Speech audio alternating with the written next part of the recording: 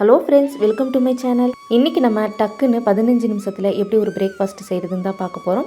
இந்த பிரேக்ஃபாஸ்ட் செய்கிறதுக்கு ஒரு கப் ரவை இருந்தால் போதும். இதை நீங்கள் மார்னிங் பிரேக்ஃபாஸ்ட்டாகவும் செய்யலாம், இல்லைனா ஈவினிங் ஸ்நாக்ஸாக கூட செஞ்சுக்கலாம். ரொம்பவே சூப்பராக இருக்கும்.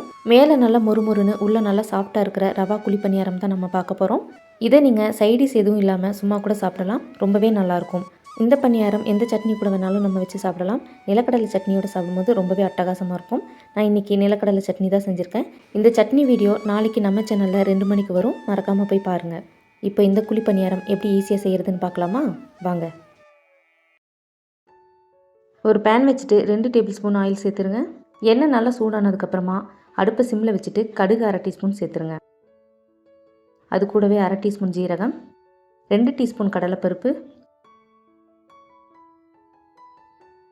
2 டீஸ்பூன் உளுத்தம்பருப்பு சேர்த்துட்டு நம்ம சேர்த்திருக்கிற பொருள் கரிஞ்சு போயிடாமல் லைட் கோல்டன் ப்ரௌன் வர வரைக்கும் வறுத்துக்குங்க. இந்த அளவுக்கு வறுத்தா போதும். இப்போ இது கூட 2 வெங்காயம் கட் பண்ணி சேர்த்துக்குங்க. ஒரு கொத்து கருவேப்பிலையை பொடியை கட் பண்ணி சேர்த்துக்குங்க. கருவேப்பிலையை நம்ம முழுசாக சேர்க்கக்கூடாது. 2 பச்சை மிளகாய் பொடியை கட் பண்ணி சேர்த்துருங்க. ஒரு மீடியம் சைஸ் கேரட் துருவி சேர்த்துட்டு இதை நல்லா வதக்கி விடுங்க. ரொம்ப நேரம் வதக்கணும்னு அவசியம் இல்லை, 1 நிமிஷம் வதக்குனீங்கன்னா போதும். இந்த அளவுக்கு வதங்கினதுக்கப்புறமா 1 கப் ரவையை இதில் சேர்த்துருங்க. நான் இன்றைக்கி 250 ml கப்பில் எடுத்திருக்கேன். உங்கள் கிட்ட மெஷரிங் கப் இல்லைனா 1/4 கிலோ ரவை சேர்த்துக்குங்க, கரெக்டாக இருக்கும். 1 கப் ரவை உங்களுக்கு பத்தாதுன்னா இது கூட இன்னும் 1/2 கப் ரவை கூட நீங்கள் சேர்த்துக்கலாம். இப்போ இதை 2 நிமிஷம் நல்லா வறுத்து விடுங்க.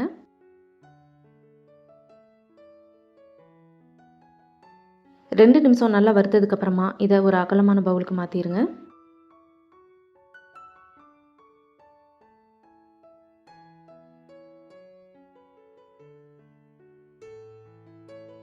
இப்போ இதை நல்லா கலந்து விட்டு ஆற விடுங்க. இதை நல்லா ஆறினதுக்கப்புறமா தான் நம்ம தயிர் சேர்க்கணும். சூடாக இருக்கும்போது தயிர் சேர்க்கக்கூடாது. இது நல்லா ஆறட்டும். அதிகம் புளிப்பு இல்லாத தயிர் 3/4 கப் எடுத்துக்கோங்க. அதில் தேவையான அளவு உப்பு சேர்த்துருங்க. 1/4 டீஸ்பூன் பேக்கிங் சோடா சேர்த்துக்குங்க. இதில் நல்ல பபிள்ஸ் வர மாதிரி கலந்து விடுங்க.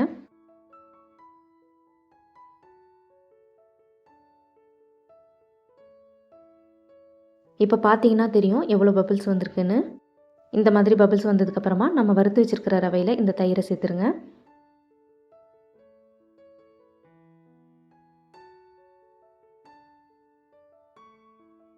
இதில் 1 கப் தண்ணி சேர்த்துட்டு நல்லா கலந்து விடுங்க. இந்த 1 கப் தண்ணி நமக்கு பத்தாது. நல்லா கலந்து விட்டு 5 நிமிஷம் ஊற வச்சதுக்கப்புறமா இதில் தண்ணி சேர்த்துக்கலாம். ரொம்ப அதிகமான தண்ணி சேர்த்துடக்கூடாது. ஒரு 1/4 கப் தண்ணி சேர்த்துட்டு நல்லா மிக்ஸ் பண்ணிவிட்டு அதுக்கப்புறமா பணியாரம் செஞ்சுக்குங்க. ரொம்ப தண்ணியாக இருந்ததுன்னா பணியாரம் ரொம்ப கொலப்பாக போயிடும். இந்த அளவுக்கு திக்காக இருக்குது. இப்போ இதை மூடி போட்டுட்டு 5 நிமிஷம் அப்படியே ஊற வச்சுருங்க. நல்லா ஊறினதுக்கப்புறமா 1/4 கப் தண்ணி சேர்த்துட்டு நல்லா மிக்ஸ் பண்ணிவிட்டு அதுக்கப்புறமா பணியாரம் செஞ்சுக்குங்க. அடுப்பில் ஒரு பணியாரக்கல் வச்சுட்டு அதில் கொஞ்சமாக எண்ணெய் சேர்த்துருங்க.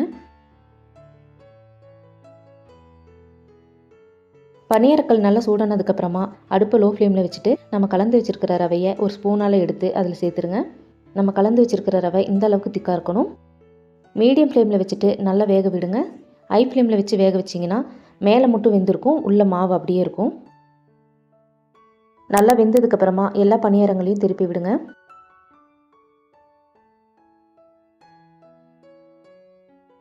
எல்லா பணியாரங்களையும் திருப்பி விட்டதுக்கப்புறமா மீடியம் ஃப்ளேம்லேயே வச்சு நல்லா வேக விடுங்க. தேவைப்பட்டால் லைட்டாக எண்ணெய் கூட நீங்கள் சேர்த்துக்கலாம். இதை நல்லா வேகட்டும். எல்லா பணியாரங்களும் நல்லா வெந்து கோல்டன் ப்ரௌன் ஆனதுக்கப்புறமா இதை வெளியே எடுத்துருங்க. இந்த மாதிரி இருக்கணும்.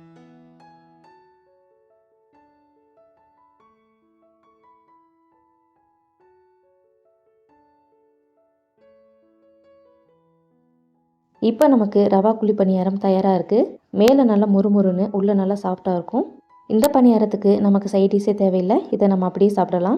எப்பவும் ஒரே மாதிரி இட்லி தோசைன்னு சாப்பிடாம இந்த மாதிரி ஒரு தடவை ட்ரை பண்ணி பாருங்கள். இதை நீங்கள் காலையில் பிரேக்ஃபாஸ்ட்டாகவும் எடுத்துக்கலாம், இல்லைனா ஈவினிங் டைமில் ஸ்நாக்ஸாக கூட நீங்கள் செய்யலாம். நான் இன்றைக்கி நிலக்கடலை சட்னியோட தான் செஞ்சுருக்கேன். இந்த சட்னி ரெசிபி நாளைக்கு நம்ம சேனலில் வந்துடும். மறக்காமல் போய் பாருங்கள். இந்த ரெசிபி உங்களுக்கு பிடிச்சிருக்குன்னு நினைக்கிறேன். பிடிச்சிருந்தா செஞ்சு பார்த்துட்டு எப்படி இருக்குன்னு கமெண்ட்ஸில் சொல்லுங்கள். மறக்காமல் உங்கள் ஃப்ரெண்ட்ஸ் அண்ட் ஃபேமிலிக்கும் ஷேர் பண்ணிவிடுங்க. நம்ம சேனலை சப்ஸ்கிரைப் பண்ணாதவங்க சப்ஸ்கிரைப் பண்ணிக்கோங்க. பக்கத்தில் இருக்க பெல் ஐக்கானையும் கிளிக் பண்ணிவிடுங்க. இந்த ரெசிபியில் வர ஒவ்வொரு பொருளோட அளவையும் நான் டிஸ்கிரிப்ஷனில் கொடுக்குறேன். மறக்காமல் செக் பண்ணி பாருங்கள். இவ்வளோ நேரம் நம்ம வீடியோவை பார்த்ததுக்கு ரொம்ப நன்றி. இன்னொரு சூப்பரான இன்ட்ரெஸ்டிங்கான ரெசிபியோட வர வரைக்கும் பாய்.